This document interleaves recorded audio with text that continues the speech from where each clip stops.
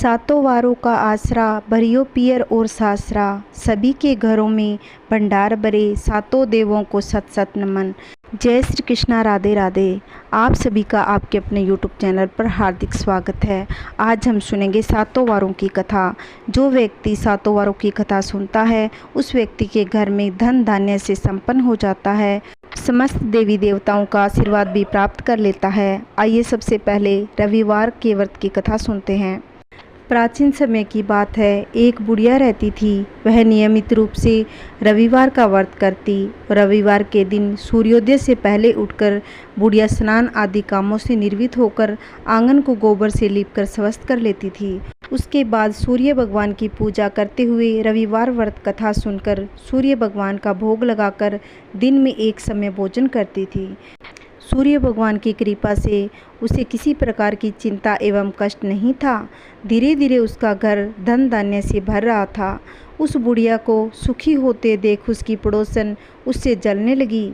बुढ़िया ने घर में कोई गाय नहीं पाल रखी थी, अतः वह अपनी पड़ोसन के आंगन से बंधी गाय का गोबर ले आती थी और वह विचार करने लगी कि यह बुढ़िया सर्वदा मेरी गौ का गोबर ले जाती है, इसलिए वह अपनी गाय को भीतर बांधने लगी।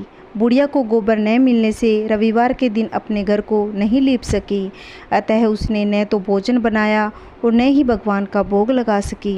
स्वयं भी निराहार व्रती रहकर रात्रि को भूखी प्यासी ही सो गई। रात्रि में सूर्य देव ने सपन में भोजन न बनाने और भोग न लगाने का कारण पूछा। बुढ़िया ने गोबर न मिलने की बात बता दी। तब भगवान ने कहा, माता, क्योंकि तुम हमेशा रविवार को गौ के गोबर से लीपकर भोजन बनाकर मेरा भोग लगाकर भोजन करती हो, इससे खुश होकर मैंने तुमको यह गोदान दी है। इस क्रिया से निर्धन को धन, बांझ स्त्रियों को पुत्र प्राप्त होकर सभी मनोकामना पूर्ण हो जाती है। सौपन में ऐसा वरदान देकर भगवान अंतर्ध्यान हो गए। जब बुढ़िया की आँख खुली तो आंगन में एक अति सुंदर गाय और बछड़ा बंधे देखकर बहुत ही प्रसन्न हो गई। उनको घर के बाहर बांध वहीं पर खाने का चारा डाल दिया। पड़ोसन ने उस बुढ़िया के आंगन में बंधी सुंदर गाय और बछड़े को देखा तो वह उससे जलने लगी। तभी गाय ने सोने का गोबर किया। गोबर को देखते ही पड़ोसन की आंख तो फटी रह गई। वह उस गोबर को उठा ले गई, अपनी गाय का गोबर उसकी जगह रख गई। वह प्रतिदिन ऐसा करती रही और भोली भाली बुढ़िया को इसकी खबर नहीं होने दी। तब सर्वव्यापी जगत पिता ने सोचा कि चालाक पड़ोसन के कर्म से बुढ़िया ठगी जा रही है। भगवान ने संध्या के समय अपनी माया से बड़े जोर से आंधी चला दी। बुढ़िया ने आंधी के भय से अपनी गाय और बछड़े को घर के अंदर बांध दिया। प्रातःकाल जब बुढ़िया उठी तो देखा कि गाय ने सोने का गोबर दिया है, तो उससे आश्चर्य की सीमा न रही। वह प्रतिदिन गाय को भीतर बांधने लगी। उधर पड़ोसन सोने का गोबर उठाने का दावा न चलता देख उसे द्वेष करने लगी और जल उठी। कुछ और उपाय न देख पड़ोसन ने उस देश के राजा से जाकर कहा, महाराज, मेरे पड़ोस में एक बुढ़िया के पास ऐसी गाय है जो नित्य सोने का गोबर देती है। वह गाय तो आपके पास होनी चाहिए। आप वह गाय लेकर उसके सोने से प्रजा का पालन करिए। राजा ने यह बात सुन अपने दूतों को बुढ़िया के घर से गाय लाने की आज्ञा दी। बुढ़िया रविवार को भगवान का भोग लगा भोजन ग्रहण करने जा रही थी कि राजा के कर्मचारी गाय खोलकर ले गए। बुढ़िया काफ़ी रोई चिल्लाई, किंतु किसी ने उसकी बात नहीं सुनी। उस दिन वह गाय के वियोग में भोजन न कर सकी। रात को रो रो कर ईश्वर से गाय का पुण्य पाने के लिए प्रार्थना करती रही। उधर राजा गाय को देखकर बहुत प्रसन्न हुआ, लेकिन प्रातः जैसे ही सोकर उठा सारा महल गोबर से दुर्गंधित हो गया। राजा यह देखकर घबरा गया। रात्रि को स्वप्न में भगवान ने कहा, हे राजन, यह गाय बुढ़िया को लौटाने में ही तेरा भला है। उसके रविवार के व्रत से प्रसन्न होकर मैंने उसे यह दान दी है। प्रातः होते ही राजा ने बुढ़िया को बुला बहुत से धन के साथ सम्मान सहित गाय बछड़ा लौटा दिया और उसकी पड़ोसन दुष्ट बुढ़िया को बुलाकर उचित दंड दिया। जब जाकर राजा के महल से गंदगी दूर हुई, उसी दिन राजा ने नगरवासियों को आदेश दिया कि राज्य के सभी स्त्री पुरुष अपनी समस्त कामनाओं की पूर्ति के लिए रविवार का व्रत किया करे। तत्पश्चात व्रत करने से सारी प्रजा सुखी जीवन व्यतीत करने लगी। आइए अब सोमवार व्रत कथा प्रारंभ करते हैं। एक अत्यंत धनवान साहूकार था, मगर उसके कोई पुत्र नहीं था। वह इसी चिंता में रात दिन रहता। वह पुत्र की कामना के लिए प्रति सोमवार को चंद्रदेव के साथ साथ शिवजी का पूजन भी किया करता था। प्रतिदिन मंदिर में जाकर शिवजी के विग्रह के आगे दीपक जलाया करता था। उसके भक्ति भाव को देखकर एक दिन पार्वती जी ने शिवजी से कहा, हे प्रभु, यह साहूकार आपका अनन्य भक्त है, अतः इसकी मनोकामना पूर्ण करनी चाहिए। शिवजी ने कहा, प्रिय, यह संसार कर्म क्षेत्र है। जैसे किसान खेत में जैसा बीज बोता है वैसा ही काटता है, उसी तरह इस संसार में जो जैसा कर्म करता है वैसा ही फल भोगता है। अतः पार्वती जी ने अत्यंत आग्रह से कहा, प्रभु, यदि इसे किसी प्रकार का दुख है तो इसे अवश्य दूर करें। आप सदैव अपने भक्तों पर दयालु होकर उनके दुखों का निवारण करते हैं। यदि आप ऐसा नहीं करेंगे तो मनुष्य आपकी सेवा पूजा तथा व्रत क्यों करेंगे। पार्वती जी का ऐसा आग्रह देख शिवजी बोले, हे पार्वती, पुत्र न होने के कारण ही यह अत्यंत दुखी रहता है। इसके भाग्य में पुत्र न होने पर भी मैं इसे पुत्र का वरदान देता हूँ, परंतु वह केवल 12 वर्ष तक ही जीवित रहेगा। इसके बाद मृत्यु को प्राप्त हो जाएगा। यह सब बातें वह साहूकार सुन रहा था। इससे उसको न तो अधिक प्रसन्नता हुई न ही कष्ट हुआ। पहले की भांति शिवजी का व्रत और पूजन करता रहा। कुछ काल व्यतीत होने पर साहूकार की स्त्री गर्भवती हुई और 10वें महीने उसके गर्भ से अति सुंदर एक पुत्र उत्पन्न हुआ। साहूकार के घर में अत्यंत खुशी मनाई गई, परंतु पुत्र की केवल 12 वर्ष की आयु जानकर उसने कोई अधिक प्रसन्नता प्रकट नहीं की और न यह किसी को भेद बतलाया। जब वह बालक 11 वर्ष का हो गया तब उसकी माता ने उसके पिता से पुत्र के विवाह की चर्चा की, तो साहूकार बोला कि मैं अभी आगे और पढ़ने के लिए इसको काशी जी भेजूँगा। फिर साहूकार ने बालक के मामा को बुला उसको बहुत सा धन देकर कहा, तुम इस बालक को काशी जी पढ़ने के लिए ले जाओ। रास्ते में जिस स्थान पर भी जाओ यज्ञ करते ब्राह्मणों को भोजन कराते जाना। वह दोनों मामा भांजे साहूकार के कहे अनुसार सब जगह यज्ञ करते ब्राह्मणों को भोजन कराते जा रहे थे। रास्ते में वे एक नगर में ठहरे। उस नगर के राजा की कन्या का विवाह था और दूसरे राजा का लड़का जो विवाह करने के लिए बारात लेकर आया था वह एक आंख से काना था। उसके पिता को इस बात की बड़ी चिंता थी कि कहीं वर को देखकर कन्या के माता पिता विवाह से मना न कर दे। इस कारण जब उसके साहूकार के अति सुंदर लड़के को देखा, मन में विचार आया कि क्यों न इस लड़के को वर के कपड़े पहनाकर घोड़ी पर चढ़ा ले जाएं। ऐसा विचार कर लड़के के मामा को राजी कर लिया। अतः दरवाजे का सारा कार्य हंसी खुशी से हो गया। फेरों का समय आया तो वर के पिता ने सोचा, यदि विवाह कार्य इसी लड़के से संपन्न कराया जाए तो क्या बुराई है। ऐसा विचार कर राजा ने लड़के और उसके मामा से कहा, यदि आप फेरों आदि का काम भी करवा दें तो आपकी बड़ी कृपा होगी। हम इसके बदले में बहुत सारा धन देंगे। उन्होंने स्वीकार कर लिया और विवाह कार्य भी बहुत अच्छी से हो गया। परंतु जिस समय लड़का जाने लगा तो उसने राजकुमारी की चुंदड़ी के पल्ले पर लिख दिया कि तुम्हारा विवाह तो मेरे साथ हुआ है, परंतु जिस राजकुमार के साथ तुमको भेजेंगे वह एक आंख से काना है। मैं तो काशी जी पढ़ने जा रहा हूँ। लड़के के जाने के बाद उस राजकुमारी ने जब चुंदड़ी पर लिखा देखा तो उसने राजकुमार के साथ जाने से मना कर दिया और कहा कि यह मेरा पति नहीं है, मेरा विवाह इसके साथ नहीं हुआ। जिसके साथ विवाह हुआ वह तो काशी जी पढ़ने गया है। राजकुमारी के माता पिता ने अपनी कन्या को विदा नहीं किया और बारात वापस चली गई। उधर वह साहूकार का लड़का उसका मामा काशी जी पहुंच गए। वहां जाकर उन्होंने यज्ञ करना लड़के ने पढ़ना शुरू कर दिया। जिस दिन लड़के की उम्र का 12वां वर्ष पूरा हो रहा था उस दिन भी उन्होंने यज्ञ रचा रखा था। लड़के ने अपने मामा जी से कहा, मामा जी, आज मेरी तबीयत ठीक नहीं है इसलिए अंदर जाकर सो रहा हूँ। लड़का अंदर जाकर सो गया। थोड़ी देर में उसके प्राण निकल गए। जब उसके मामा ने आकर देखा कि लड़का मुर्दा पड़ा है तो उसने सोचा कि मैं अभी रोना धोना शुरू कर दूंगा तो यज्ञ का कार्य अधूरा रह जाएगा। उसने जल्दी से यज्ञ का कार्य समाप्त कर ब्राह्मणों के जाने के बाद रोना पीटना आरंभ कर दिया। संयोगवश उसी समय शिव पार्वती जी उधर से जा रहे थे। जब रोने पीटने की आवाज़ सुनी तो पार्वती जी कहने लगी, महाराज, कोई दुखिया रो रहा है, इसका कष्ट दूर करो। तब शिवजी बोले, इसकी आयु इतनी ही थी सो भोग चुका। पार्वती ने कहा, महाराज, कृपा करके इस बालक को और आयु दो, नहीं तो इसके माता पिता तड़प तड़प कर मर जाएंगे। पार्वती जी के बार बार आग्रह करने पर शिवजी ने उसको जीवन दान दे दिया। लड़का जीवित हो गया। शिव पार्वती जी कैलाश को चले गए। इसके बाद लड़का और मामा उसी प्रकार यज्ञ करते हुए अपने घर को चल पड़े। रास्ते में उसी नगर में आए जहाँ विवाह हुआ था। वहाँ जब यज्ञ आरंभ किया तो लड़के के ससुर ने पहचान लिया। अपने महल में ले जाकर बड़ी खातिर की।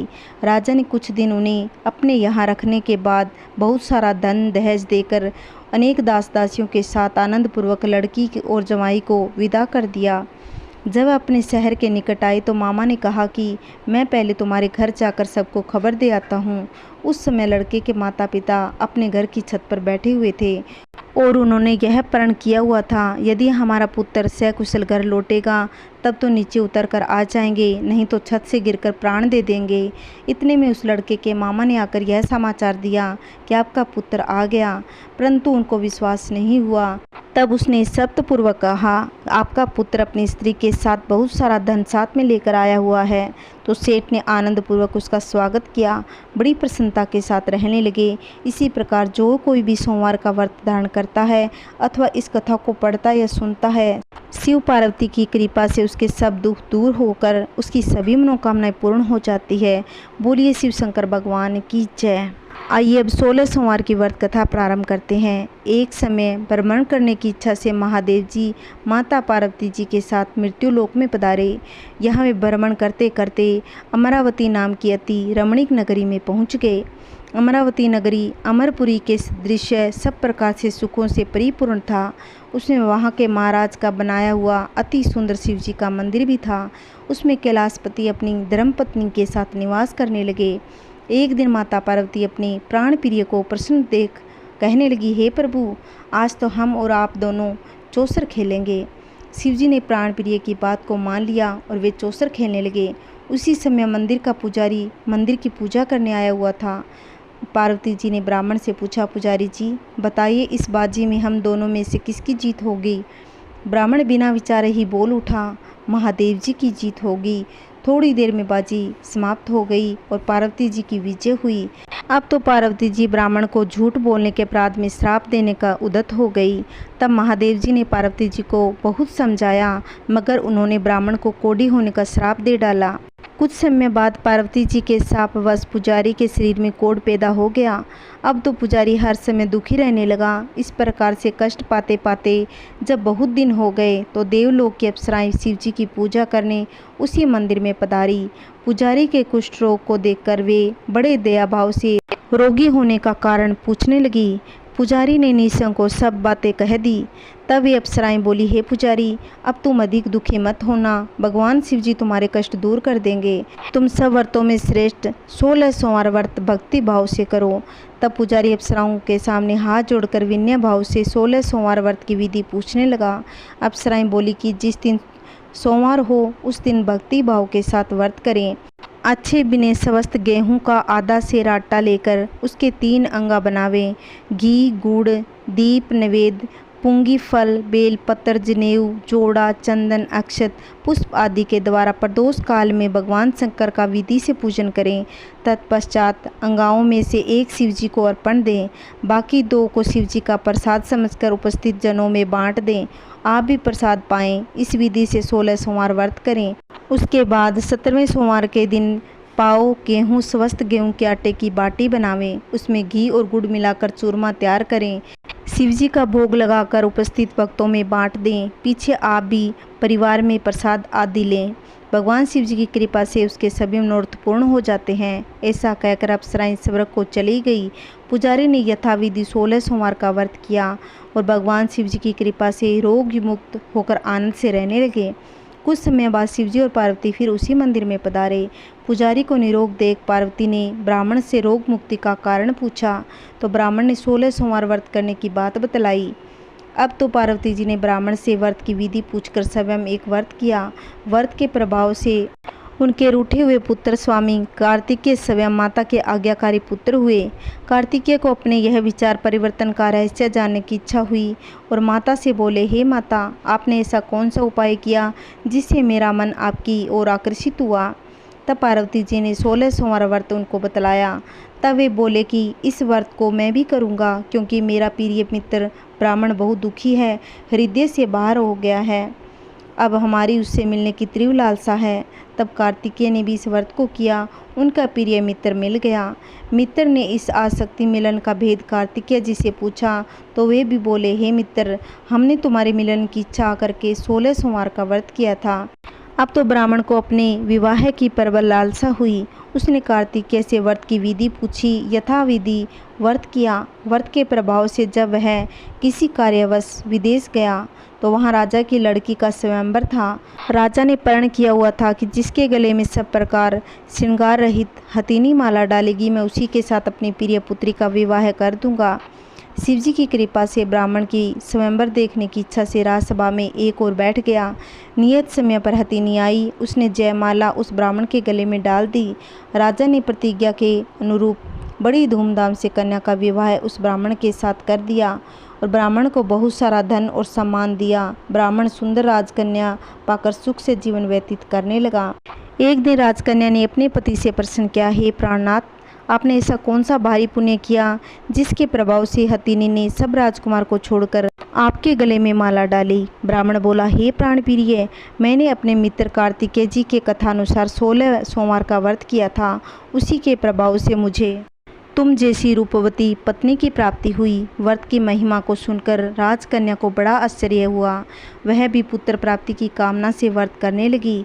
शिवजी की कृपा से उसके गर्भ से एक अति सुंदर, सुशील, धर्मात्मा और विद्वान पुत्र उत्पन्न हुआ। दोनों उस पुत्र को पाकर अति प्रसन्न हुए। जब पुत्र समझदार हुआ तो एक दिन उसके माता से पूछा, हे माते, आपने ऐसा कौन सा तप किया जिसके प्रभाव से मेरा आपके गर्भ से जन्म हुआ? माता ने पुत्र की तीव्र जिज्ञासा को देख अपने किए 16 सोमवार का व्रत विधि सहित पुत्र के सम्मुख प्रकट कर दिया। पुत्र ने सब तरह से मनोरथों को पूर्ण करने वाला ऐसा सरल व्रत सुना तो वह भी इस व्रत को राज अधिकारी पाने की इच्छा से करने लगा।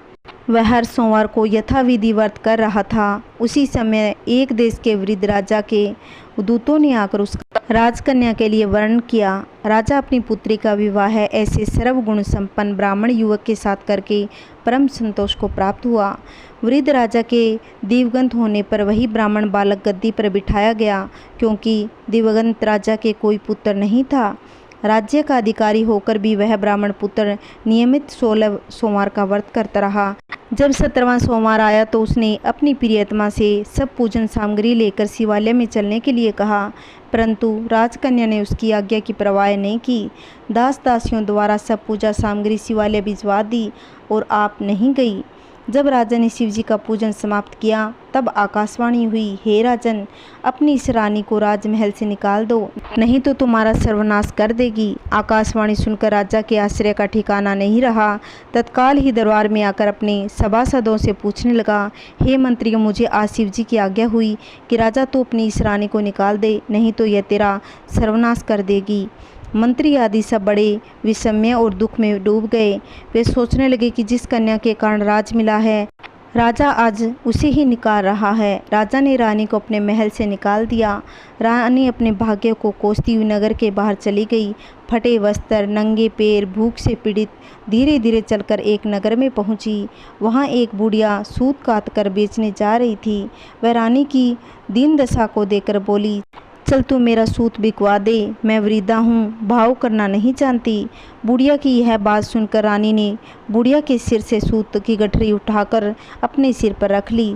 थोड़ी देर में ऐसी आंधी आई कि बुढ़िया के सूत की गठरी सहित उड़ गई। बेचारी बुढ़िया पछताती रह गई और रानी को अपने से दूर कर दिया।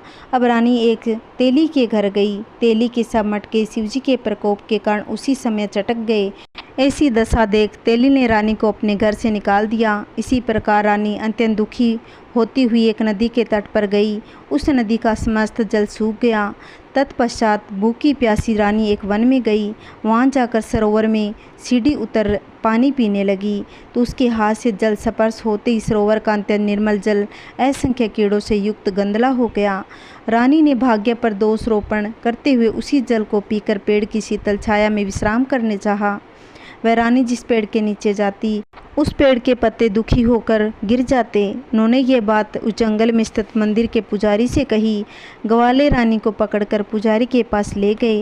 रानी की मुख कांति शरीर की शोभा देख पुजारी जी जान गए, यह अवश्य ही विधि गति की मारी कोई कुलीन अबला है। ऐसा सोच पुजारी ने रानी से कहा, हे पुत्री, मैं तुमको पुत्री के समान रखूँगा, तुम मेरे आश्रम में रह सकती हो। पुजारी के ऐसे वचन सुन रानी को धीरज बंधा वह आश्रम में रहने लगी। आश्रम में रानी जो भोजन बनाती उसमें कीड़े, जल भर कर लाती उसमें भी कीड़े पड़ जाते। अब तो पुजारी जी भी दुखी हुए, रानी से बोले, हे बेटी, तुझ पर कौन से देवता का प्रकोप है जिससे तेरी ऐसी दशा हुई। पुजारी की बात सुनकर रानी ने शिवजी की पूजा करने का शिवालय न जाने की बात बतलाई। यह सुनकर पुजारी जी शिवजी की स्तुति करते हुए रानी से बोले, हे बाई, तुम अब मनोरथों को पूर्ण करने वाले 16 सोमवार का व्रत करो, उसके प्रभाव से सभी कष्टों से मुक्त हो जाओगी। पुजारी जी की यह बात सुनकर रानी ने 16 सोमवार व्रत की विधिवत पूजा की। 17वें सोमवार को पूजन के प्रभाव से राजा के हृदय में विचार उत्पन्न हुआ कि रानी को गए हुए बहुत समय व्यतीत हो गया, न जाने कहाँ भटक रही होगी, अतः ढूंढवाना चाहिए। राजा ने यह सोचकर रानी की तलाश करने चारों दिशाओं में दूत भेज दिए। वे तलाश करते हुए पुजारी के आश्रम में जा पहुँचे। वह रानी को पाकर दूत पुजारी के रानी को साथ ले जाने की आज्ञा मांगने लगे, परंतु उन्होंने दूतों से मना कर दिया। दूत चुपचाप लौट आए, आकर महाराज के सम्मुख रानी का पता बताया। रानी का पता पाकर राजा स्वयं आश्रम में गया और पुजारी से प्रार्थना करने लगा कि महाराज, जो बाई जी हमारे आश्रम में रहती है वह मेरी पत्नी है। शिवजी के कोप से मैंने उसको त्याग दिया था, इस पर से शिव प्रकोप शांत हो गया, इसलिए मैं इसे लिवाने आया हूँ। आप इसे मेरे साथ जाने की आज्ञा दे दीजिए। पुजारी जी ने रानी को राजा के साथ जाने की आज्ञा दी। रानी प्रसन्न होकर राजा के साथ चल दी। इस अवसर पर नगर में शहनाई के साथ साथ अनेक बाजे बजने लगे। नगर निवासियों ने नगर के दरवाज़ों पर तोरण बांधे, बंदरवाहों के विविध विधि नगर को सजाया। घर घर में मंगल गान होने लगे। तत्पश्चात धूमधाम से रानी ने राजधानी में प्रवेश किया। महाराज ने अनेक तरह से ब्राह्मणों को दान आदि देकर संतुष्ट किया। याचकों को धन धान्य दिया।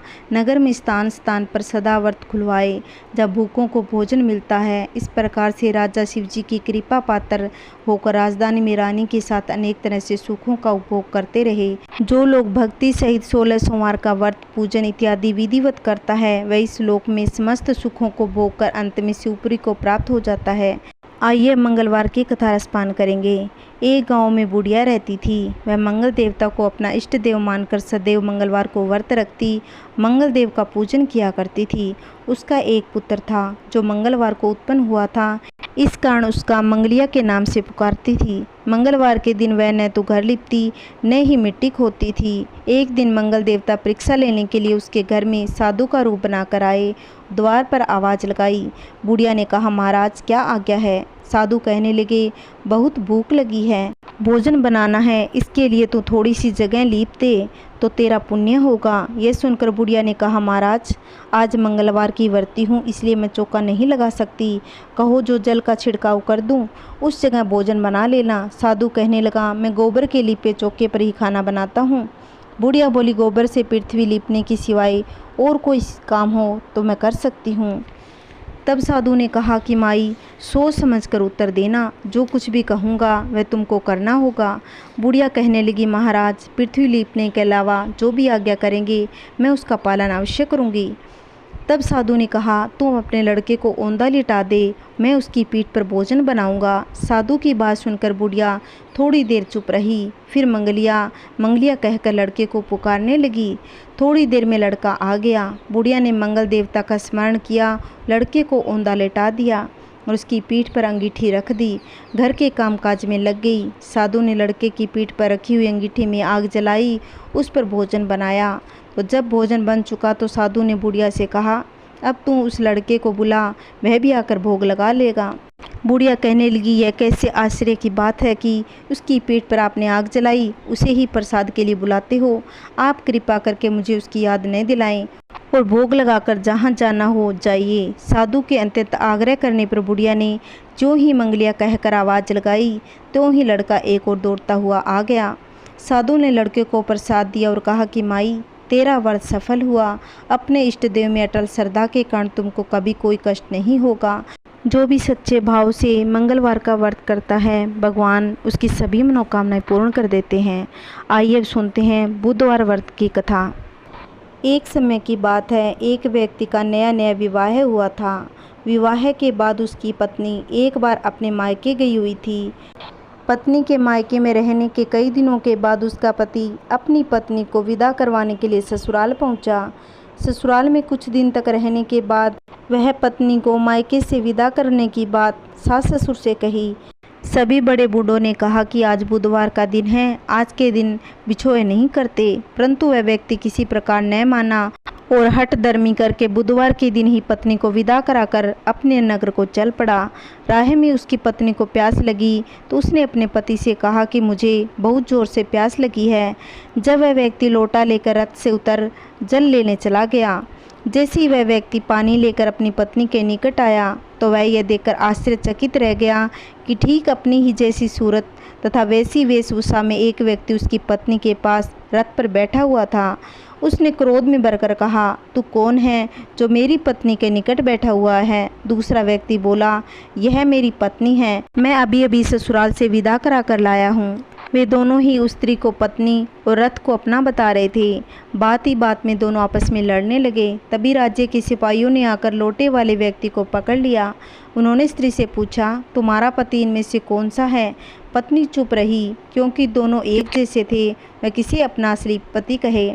वह व्यक्ति ईश्वर से प्रार्थना करता हुआ बोला, हे परमेश्वर, यह क्या लीला है कि सच्चा झूठ बन रहा है। तभी आकाशवाणी हुई, हे मूर्ख, आज बुधवार के दिन तुझे गमन नहीं करना था, तुझे किसी की बात नहीं मानी। यह तब लीला बुद्धदेव भगवान की है। उस व्यक्ति ने मन ही मन बुद्धदेव से प्रार्थना की और अपनी गलती के लिए क्षमा मांगी। तभी रथ में बैठे बुद्धदेव जी अंतर्ध्यान हो गए। तत्पश्चात वह अपनी स्त्री को लेकर घर आया तथा बुधवार का व्रत वे दोनों पति पत्नी नियमन पूर्वक करने लगे।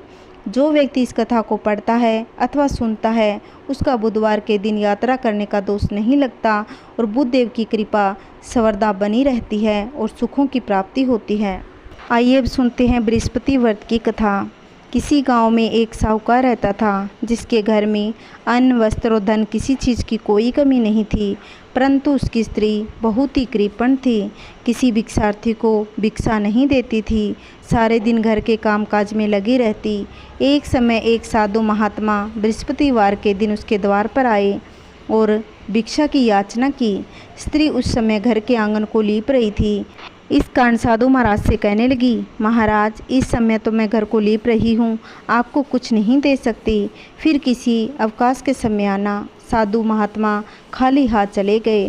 कुछ दिन के बाद वही साधु महाराज आए, उसी तरह भिक्षा मांगी। साहूकारनी उस समय लड़के को खिला रही थी। कहने लगी, महाराज, मैं क्या करूँ, खाली टाइम नहीं है, इसलिए आपको भिक्षा नहीं दे सकती। तीसरी बार महात्मा आए तो उसने उन्हें वही बात कही और वही टालना चाहा तो महात्मा जी कहने लगे, यदि तुमको समय मिल जाए तो क्या मुझको भिक्षा दोगी? साहूकारनी कहने लगी, हाँ महाराज, यदि ऐसा हो जाए तो आपकी बड़ी कृपा होगी। साधु महात्मा जी कहने लगे कि अच्छा, मैं एक उपाय बताता हूँ। तुम गुरुवार के दिन चढ़ने पर उठो, सारे घर में झाड़ू लगाकर कूड़ा एक कोने में जमा करके रखो, घर में चौका इत्यादि मत लगाओ, फिर स्नान आदि करके घर वालों से कह दो उस दिन सब हजामत बनवाएं, रसोई बनाकर चूल्हे के पीछे रखा करो, सामने कभी न रखो। सायंकाल को अंधेरा होने के बाद दीपक जलाया करो तथा बृहस्पति को पीले वस्त्र मत धारण करो, नए पीले रंग की चीज़ों का भोजन करो। यदि ऐसा करोगी तो तुमको घर का कोई काम नहीं करना पड़ेगा। साहूकारनी ने ऐसा ही किया। कुछ समय के बाद उनके घर में खाने को दाना न रहा। थोड़े ही दिनों में वही महात्मा फिर आए और भिक्षा मांगी, परंतु सेठानी ने कहा कि महाराज, मेरे घर में खाने को अन्न नहीं है, आपको क्या दे सकती हूँ? तब महात्मा ने कहा कि जब तुम्हारे घर में सब कुछ था तभी तुम कुछ नहीं देती थी, अब पूरा खाली टाइम है तब भी कुछ नहीं दे रही हो, तुम क्या चाहती हो सो कहो। तब सेठानी ने हाथ जोड़कर प्रार्थना की, महाराज, अब कोई ऐसा उपाय बताओ कि मेरे पहले जैसा धन धान्य हो जाए। अब मैं प्रतिज्ञा करती हूँ कि अवश्य में जैसा आप कहेंगे वैसा ही करूँगी। तब महात्मा जी कहने लगी, बृहस्पतिवार को प्रातःकाल उठकर स्नान आदि कामों से निर्वित होकर गौ के गोबर से लिपो तथा घर के पुरुष के हजामत न बनवाए, भूखों को अन्न जल देती रहा करो, ठीक सायंकाल दीपक जलाओ। यदि ऐसा करोगी तो तुम्हारे सभी मनोकामनाएं भगवान बृहस्पति जी कृपा से पूर्ण हो जाएगी। सेठानी ने ऐसा ही किया, उसके घर में धन धान्य वैसा ही हो गया। बोलिए बृहस्पति भगवान की जय। आइए सुनते हैं संतोषी माता की कथा। एक बुढ़िया के 7 बेटे थे, उसमें से 6 कमाने वाले थे, एक निकम्मा था। बुढ़िया 6 पुत्रों के लिए खाना बनाती, भोजन कराती, पीछे सो जो बचता उसे 7वें को परोस देती। परंतु वह भोला भाला था, मन में कुछ भी विचार न करता था।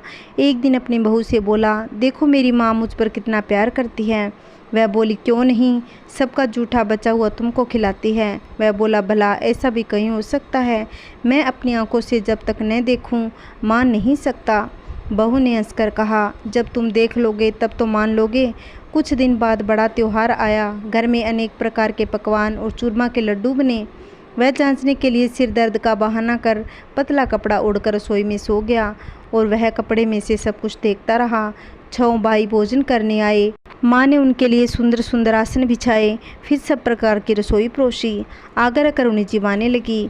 वह ये सब देखता रहा। 6 भाई भोजन करके चले गए। तब माता ने उनकी जूठी थालियों में से लड्डुओं के टुकड़ों को उठाकर एक लड्डू बनाया। जूठन साफ करके बुढ़िया माँ ने पुकारा, उठो बेटा। सब भाई भोजन कर गए, बस अब तू ही बाकी है, उठना, कब खाएगा? वह कहने लगा, माँ मुझे भोजन नहीं करना, मैं परदेश जा रहा हूँ। माता ने कहा, कल जाता हो तो आज ही चला जा। वह बोला, हाँ हाँ अभी जा रहा हूँ। यह कहकर वह घर से निकल गया। चलते समय बहू की याद आई। वह पशुशाला में गंडे थाप रही थी। वहीं जाकर उसने बोला, हम जावे परदेश को, आवेंगे कुछ काल, तुम रहियो संतोष से, धर्म आपनो पाल। वह बोली, जाओ पिया आनंद से, हमरो सोच हटाए, राम भरोसे हम रहें, ईश्वर तुम्हें सहाय। देव निशानी आपनी, देख ध्रुव मंदिर, शुद्धि हमरी बिसारियो, रहियो मन गंभीर। वह बोला, मेरे पास तो कुछ भी नहीं है, यह अंगूठी है, सो ले ले, अपनी कुछ निशानी मुझे दे। वह बोली, मेरे पास तो क्या है, यह गोबर भरा हाथ है। यह कहकर उसकी पीठ पर गोबर के हाथ की छाप मार दी और वह चल दिया। चलते चलते दूर देश में एक साहूकार की दुकान पर जा बैठा। वहां जाकर कहने लगा, भाई मुझे नौकरी पर रख लो। साहूकार को आवश्यकता थी, सो बोला, रह जा। लड़के ने पूछा, वेतन क्या दोगे? साहूकार ने कहा, काम देकर दाम मिलेंगे। साहूकार की नौकरी मिली। वह प्रातः 7 बजे से रात तक नौकरी करने लगा। कुछ ही दिनों में दुकान का सारा लेन देन, हिसाब किताब, ग्राहकों को माल बेचना, सारा काम करने लगा। साहूकार के और भी नौकर थे, वे सब अचंभा करने लगे कि यह तो बहुत होशियार बन गया। सेठ ने भी काम देखा। 3 महीने में उसे आधे मुनाफे का साझेदार बना लिया और वह 12 वर्ष में ही मशहूर सेठ बन गया। मालिक सारा कारोबार उस पर छोड़कर बाहर चला गया। अब बहू पर क्या बीती सुनो। सास ससुर उसे दुख देने लगे। सारे घर का काम करने के बाद उसे लकड़ी लेने जंगल भेजते। इस बीच के घर के आटे से जो भूसी निकलती उसकी रोटी बनाकर रख दी जाती और वह फूटे नारियल के खोपड़े में पानी दिया जाता। इस तरह दिन बीतते रहे। एक दिन वह लड़की जंगल में लकड़ी लेने गई।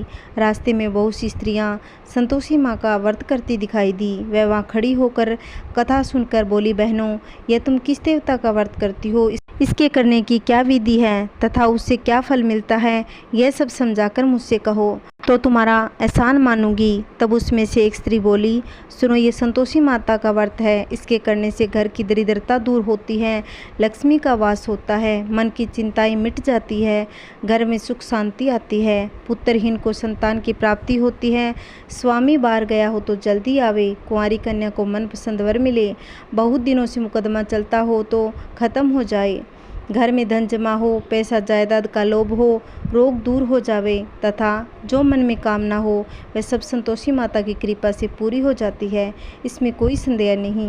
वह पूछने लगी, यह व्रत कैसे किया जाता है और यह भी बताओ तो बड़ी कृपा होगी। स्त्री कहने लगी, 1.25 रुपये का गुड़ चना लेना, इच्छा हो तो अपनी सहूलियत के अनुसार 5.25 रुपये का, 11.25 रुपये या इससे भी अधिक लेना, अर्थात श्रद्धा और प्रेम से जितना बन सके सवाया लेना। हर शुक्रवार को निराहार रहकर कथा कहना और सुनना, इसके बीच कर्म टूटे नहीं, लगातार नियम पालन करना। सुनने वाला कोई नियम ले तो घी का दीपक जलाकर उसके आगे जल के पात्र को रख कथा कहना, परंतु जब तक कार्य पूरा न हो नियम पूर्वक व्रत का पालन करना। 3 मास में माता फल देती है। यदि किसी के खोटे ग्रह हो तो भी माता 1 वर्ष में कार्य को अवश्य सिद्ध करती है। कार्य पूरा होने के बाद उद्यापन करना चाहिए, इसी बीच में नहीं। उद्यापन में 2.5 सेर आटे का खाजा, इसी हिसाब में खीर तथा चने का साग करना, 8 लड़कों को भोजन कराना, जहाँ तक मिले देवर जेठ भाई बंधु कुटुंब के लड़के लेना, नहीं मिले तो रिश्तेदारों पड़ोसियों के लड़के बुलाना, उन्हें भोजन कराना। यथाशक्ति दक्षिणा देना, माता का नियम पूरा करना, उस दिन घर में कोई खटाई न खावे। यह सुनकर बुढ़िया की बहू चल दी, लकड़ियों के बोझ को बेच दिया, उन पैसों से गुड़ चना ले माता के व्रत की तैयारी कर आगे बढ़ी। सामने मंदिर देख पूछने लगी, यह मंदिर किसका है? सब बच्चे कहने लगे, संतोषी माता का मंदिर है। यह सुन मंदिर में गई और माता के चरण पकड़कर दिन होकर विनती करने लगी, माँ मैं निपट मूर्ख हूँ, व्रत के नियम भी कुछ नहीं जानती। हे जगत जननी, मेरा दुख दूर कर, मैं तेरी शरण में हूँ। माता को दे आई। एक शुक्रवार बीता कि दूसरे शुक्रवार को ही उसके पति का पत्र पहुँचा, तीसरे का उसका भेजा हुआ पैसा भी आ गया। यह देख जेठानियाँ मुँह सिकोड़ने लगी, इतने दिनों में पैसा आया है, इसमें क्या बड़ाई है? लड़के ताना देने लगे। काकी के पास अब चिट्ठी आने लगी, रुपया आने लगा। अब तो काकी बुलाने से भी नहीं बोलेगी। बेचारी सरल स्वभाव से कहने लगी, भैया पत्थर आवे रुपया आवे तो हम सबके लिए अच्छा है। ऐसा कहकर आंखों में आंसू भरकर संतोषी माता के मंदिर में चरणों में गिरकर रोने लगी। माँ मैंने तुमसे पैसा नहीं मांगा, मुझे पैसे से क्या काम, मुझे तो अपने सुहाग से काम है, मैं तो अपने स्वामी के दर्शन सेवा मांगती हूँ। तब माता ने प्रसन्न होकर कहा, जा बेटी तेरा स्वामी अवश्य आएगा। यह सुन खुशी से बावली हो घर में जाकर काम करने लगी। अब संतोषी माँ विचार करने लगी, इस भोली पुत्री को मैंने कह तो दिया तेरा पति आएगा, पर आएगा कहाँ से? वह तो इसे सपन में भी याद नहीं करता, उसे याद दिलाने के लिए मुझे जाना पड़ेगा। इस तरह माता बुढ़िया के बेटे के पास जा सपन में प्रकट हो कहने लगी, साहूकार के बेटे सोता या जागता? वह बोला, माता सोता भी नहीं हूँ जागता भी नहीं हूँ, बीच में हूँ, कहो क्या आज्ञा है? माँ कहने लगी, तेरा घर बार कुछ है या नहीं? वह बोला, मेरा सब कुछ है, माँ बाप भाई बहन बहू क्या कमी है? माँ बोली, बोले पुत्र तेरी स्त्री घोर कष्ट उठा रही है, सास ससुर उसे दुख दे रहे हैं, वह तेरे लिए तरस रही है, तू उसकी सुधि ले। वह बोला, माँ यह सब मुझे मालूम है, परंतु मैं जाऊं कैसे? परदेश की बात है, लेन देन का कोई हिसाब नहीं, जाने का कोई रास्ता नज़र नहीं आता, कैसे चला जाऊं? माँ कहने लगी, मेरी बात मान, सवेरे नहा धोकर संतोषी माता का नाम ले, घी का दीपक जला, दंडवत कर दुकान पर जा बैठना। देखते देखते तेरा लेन देन सब चुक जाएगा, जमा माल बिक जाएगा, शाम होते होते धन का ढेर लग जाएगा। इतना कहकर संतोषी माता अंतर्ध्यान हो गई। जब सवेरे सुबह जल्दी उठकर उसने लोगों से अपने सपने की बात कही तो सब उसकी बात को अनसुनी करके खिल्ली उड़ाने लगे। कई सपने भी सच होते हैं। एक बूढ़ा बोला, देख भाई मेरी बात मान, इस प्रकार सच झूठ कहने के बदले देवता ने जैसा कहा है वैसा ही करना, तेरा इसमें क्या जाता है? वह बूढ़े की बात मान स्नान कर संतोषी माता को दंडवत कर घी का दीपक जला दुकान पर जा बैठा। थोड़ी देर में क्या देखा कि देने वाले रुपए लेने लगे और लेने वाले हिसाब लेने लगे। कोठों में बड़े सामान खरीददार नकदाम में सौदा करने लगे। शाम तक धन का ढेर लग गया। माता का चमत्कार देख प्रसन्न हो मन में माता का नाम ले घर ले जाने के लिए गहने व कपड़ा आदि सामान खरीदने लगा। वहाँ के काम से निपट वह घर को रवाना हुआ। उधर बहू बेचारी जंगल में लकड़ी लेने जाती, लौटते वक्त माँ के मंदिर में दर्शन करती और उसका रोजाना रुकने का स्थान जो ठहरा। दूर से धूल उड़ती देख वह माता से पूछती है, हे माता ये धूल कैसी उड़ रही है? तब माता ने कहा, हे पुत्री तेरा स्वामी आ रहा है, अब तू ऐसा कर लकड़ियों के 3 गट्ठर बना ले, एक नदी के किनारे रख, दूसरा मेरे मंदिर पर, तीसरा अपने सिर पर रख। तेरे पति को लकड़ी का गट्ठर देकर मोह पैदा होगा, वह वहाँ रुकेगा, भोजन बना खा पी कर माँ से मिलने आएगा। तब तू लकड़ियों का बोझ उठाकर जाना, बीच चौक में गट्ठर डालकर 3 आवाज़ जोर से लगाना, लो सासू जी लकड़ियों का गट्ठा, भूसी की रोटी दो, नारियल के खोपड़े में पानी दो, आज कौन मेहमान आया है? माँ की बात सुन बहू, बहुत अच्छा माता कहकर खुशी से लकड़ियों के 3 गट्ठर ले आई। एक नदी के तट पर, एक माता के मंदिर पर रखा और एक अपने सिर पर रखा। इतने में ही एक मुसाफिर वहाँ आ पहुँचा। सूखी लकड़ी देख उसकी इच्छा हुई, अब यहीं आराम करें, भोजन बना खा पी कर गाँव जाएं। उसने ऐसा ही किया। भोजन बना विश्राम कर वहाँ गांव को गया। वहाँ सबसे प्रेम से मिला। उसी समय बहू सिर पर लकड़ी का गट्ठा लिए आई और लकड़ी का गट्ठर आंगन में डाल जोर से 3 आवाज़ें लगाई, लो सासू जी लकड़ी का गट्ठर, भूसी की रोटी दो, नारियल के खोपड़े में पानी दो, आज मेहमान कौन आया है? यह सुन सास बाहर आ गई। अपने दिए हुए कष्टों को बुलाने तो कहने लगी, ऐसा क्यों कहती हो? तेरा स्वामी आया है, आ बैठ, मीठा भात खा, भोजन कर, कपड़े गहने पहन। इतने में आवाज़ सुन उसका स्वामी बाहर आता है और अंगूठी देख व्याकुल हो माँ से पूछता है, माँ यह कौन है? माँ कहने लगी, बेटा तेरी बहू है। आज 12 वर्ष हो गए जब से तू गया है, तब से सारे गांव में जानवर की तरह भटकती फिरती है, काम काज घर का कुछ नहीं करती, 4 समय आकर खा जाती है। अब तुझे देकर भूसी की रोटी, नारियल के खोपड़े में पानी मांगती है। वह लज्जित हो बोला, ठीक है माँ, मैंने इसे भी देखा और तुम्हें भी देखा, अब मुझे दूसरे घर की ताली दो तो उसमें रहूं।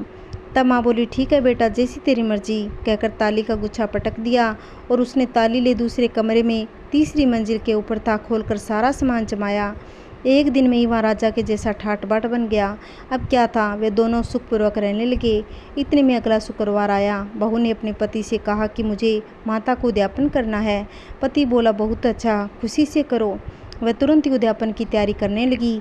जेठ के लड़कों को भोजन के लिए कहने गई। उन्होंने मंजूर किया, परंतु पीछे से जेठानी ने सिखा दिया, देखो रे, भोजन के समय सब लोग खटाई मांगना, जिससे उसका उद्यापन पूरा न हो। लड़के जीमने आए खीर पेट भर कर खाई, परंतु याद आते कहने लगे, हमें कुछ खटाई दो, खीर खाना हमें नहीं बाता। यह देख अरुचि हुई। बहू कहने लगी, खटाई किसी को नहीं मिलेगी, खाना हो तो खाओ, नहीं तो रहने दो, ये संतोषी माता का प्रसाद है। लड़के उठ खड़े हुए, पैसा लाओ। बोली बहू, कुछ नहीं जानती थी, सो उन्हें पैसे दे दिए। लड़के उसी समय इमली लाकर खाने लगे। यह देखकर बहू पर माताजी ने कोप किया। राजा के दूत उसके पति को पकड़ कर ले गए। जेठ जेठानी मन मोटे वचन कहने लगे, लूटकर धन इकट्ठा कर लाया था, सो राजा के दूत उसको पकड़ कर ले गए। अब मालूम पड़ जाएगा जब जेल की मार खाएगा। बहू से यह वचन सहन नहीं हुई। रोती रोती माता के मंदिर में गई। हे माता, तुमने ये क्या किया? हंसाकर क्यों रुलाने लगी?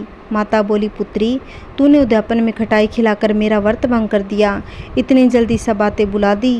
वह कहने लगी, माता भूली तो नहीं, ने कुछ जानबूझकर अपराध किया, मुझे तो लड़कों ने चक्कर में डाल दिया, मैंने भूल में उन्हें पैसे दे दिए, मुझे क्षमा कर दो। माँ बोली, ऐसी भी कहीं भूल होती है। वह बोली, माता इस बार माफ़ कर दो, मैं फिर से तुम्हारा उद्यापन करूँगी। माँ बोली, अच्छा अब भूल मत करना। वह बोली, अब न होगी। मगर बताओ माँ, अब वो कैसे आएंगे? माँ बोली, जा पुत्री, तेरा स्वामी तुझे रास्ते में आता मिलेगा। वह घर को चली। राह में पति आता मिला। उसने पूछा, तुम कहाँ गए थे? तब वह कहने लगा, इतना धन जो कमाया उसका टैक्स राजा ने मांगा, भरने गया था। वह प्रसन्न हो बोली, भला हुआ, अब घर को चलो। कुछ दिन बाद फिर शुक्रवार आया। वह बोली, मुझे माता का उद्यापन करना है। पति ने कहा, करो। फिर जेठ के लड़कों को भोजन के लिए कहने गई। जेठानी ने 2 बातें सुनाई और लड़कों को चुपचाप सिखा दिया कि तुम पहले ही खटाई मांगने लग जाना। लड़के कहने लगे, हमें खीर नहीं भाती, जी बिगड़ता है, पहले कुछ खटाई खाने को दो।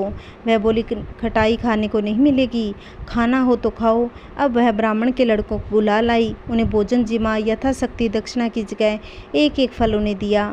इससे संतोषी माँ प्रसन्न हुई। माता की कृपा से 9वें मास उनको चंद्रमा के समान सुंदर पुत्र प्राप्त हुआ। पुत्र को लेकर वह रोज माता के मंदिर में जाने लगी। माँ ने सोचा कि यह रोज आती है, आज क्यों न मैं इनके घर चलूँ, इसका आसरा देखूं तो सही। यह विचार कर माता ने भयानक रूप बनाया। गुड़ और चने से सना मुख, ऊपर सूंड के समान होठ, उस पर मक्खियाँ बिन बिन आ रही थी। दहलीज में पांव रखते ही सास चिल्लाई, देखो रे, कोई चुड़ैल डायन आ रही है, लड़कों इसे भगाओ, नहीं तो किसी को खा जाएगी। लड़के डरने लगे, चिल्लाकर खिड़की बंद करने लगे। बहू खिड़की में से सब कुछ देख रही थी। प्रसन्नता से पागल हो चिल्लाने लगी, आज मेरी माता घर आई है। यह देखकर बच्चे को दूध पिलाने से हटाती है। इतने में सास का आग बुबला हो गई और बोली, रानी से देखकर कैसी उतावली हुई है जो बच्चे को पटक दिया। इतने में ही माँ की कृपा से जहाँ देखो लड़के लड़के नजर आने लगे। वह बोली, माँ जी, मैं जिनका व्रत करती हूँ यह वही संतोषी माता है। इतना कह झट से सारे किवाड़ खोल दिए और सबने माता के चरण पकड़ लिए। विनती कर कहने लगे, हे माता, हम मूर्ख हैं, ज्ञानी हैं, पापी हैं, तुम्हारी व्रत की विधि हम नहीं जानते, तुम्हारा व्रत भंग कर हमने बड़ा अपराध किया, आप हमें क्षमा करें। हे माता, आप हमारे अपराध को क्षमा करिए। इस प्रकार विनती कर संतोषी माता प्रसन्न हो गई। माता ने बहू को जैसा फल दिया वैसा माता सबको दे। जो कथा पढ़े सुने उनकी सभी मनोकामनाएं पूर्ण हो। बोलो संतोषी माता की जय। आइए सुनते हैं शनि महाराज की सुंदर कथा। एक ब्राह्मण को सपने में नीली घोड़ी पर नीले कपड़े पहने एक आदमी दिखाई दिया और कहता, हे ब्राह्मण देवता, मैं तेरे लगूंगा। ब्राह्मण घबरा उठा। अगले दिन यही सपना उसे फिर आया।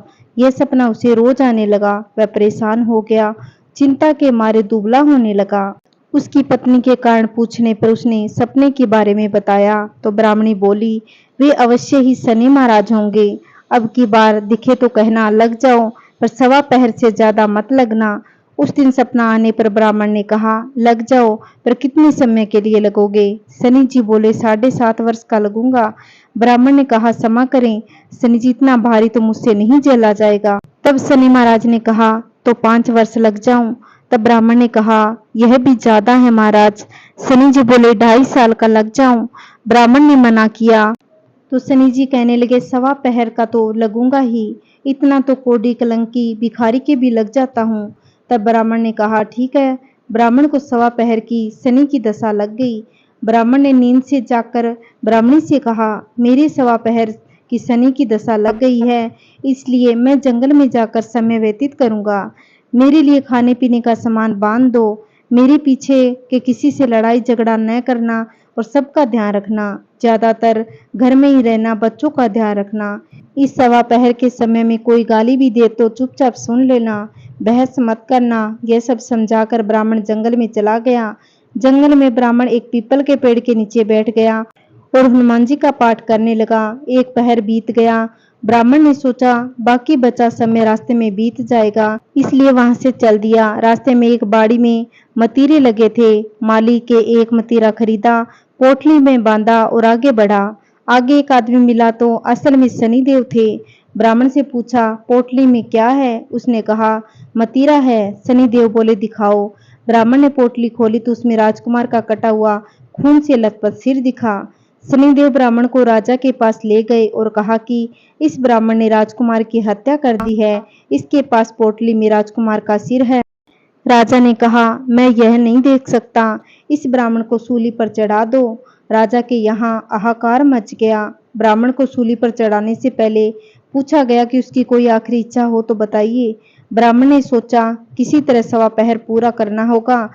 उसने कहा, वह रोज बालाजी की कथा सुनता है, मरने से पहले अंतिम बार बालाजी की कथा सुनना चाहता हूँ। ब्राह्मण को कथा सुनाने का प्रबंध किया गया। कथा कहते कहते सवा पहर पूरा हो गया। सवा पहर पूरा होते ही राजकुमार शिकार खेलकर लौट आया और राजकुमार को आता देख राजा बहुत खुश हुआ, लेकिन उसे निर्दोष ब्राह्मण की हत्या का दोष लगने का डर सताने लगा। उसने तुरंत घुड़सवार सैनिकों को ब्राह्मण को आदर सहित ले जाने के लिए भेजा। ब्राह्मण राज दरबार में आया तो राजा ने क्षमा मांगी, पोटली दिखाने के लिए कहा। पोटली खोली तो उसमें मतीरा था। राजा ने इन सब के बारे में पूछा तो ब्राह्मण ने कहा कि मुझे सवा पहर की शनिश्चर दशा लगी हुई थी, इस कारण यह सब तमाशा हुआ। राजा ने पूछा, यह दशा कैसे टलती है? ब्राह्मण बोला, राजा, सेठ के लगे तो काला हाथी और काला घोड़ा दान करें, गरीब के लगे तो पीपल की पूजा करें। पूजा करे तब बोले, सांचा शनिचर कहिए जाके, पांव सदा पड़िए, शनि की कहानी सुने, तिल का तेल काला उड़द दान करें और काले कुत्ते को तेल से चुपड़ कर रोटी खिलाएं, शनिचर की दशा उतर जाती है। और राजा ने ब्राह्मण को मतीरा वापस दे दिया। घर आकर ब्राह्मण ने मतीरा काटा तो उसमें बीज की जगह हीरे मोती निकले। ब्राह्मणी ने पूछा, यह कहाँ से लाए हो? आप तो कह रहे थे शनि की दशा लगी है। ब्राह्मण ने कहा, जब दशा लगी थी तो यही मतीरा राजकुमार का सिर बन गया था। उतरती दशा शनि की निहाल कर गई। हे शनि देवता, जैसी ब्राह्मण के शनि की दशा लगी वैसी किसी का ना लगे। कहानी कहने वाले को और कहानी सुनने वाले को सभी के घर में सुख शांति बनी रहे। बोलिए श्री कृष्ण भगवान की जय। अगर आपको मेरी कहानी अच्छी लगी हो तो लाइक करना, वीडियो को शेयर करना। अगर आप चैनल पे नए हो तो प्लीज चैनल को सब्सक्राइब करना, जिससे आने वाली वीडियो की नोटिफिकेशन आप तक मिल सके। जय श्री कृष्णा, राधे राधे।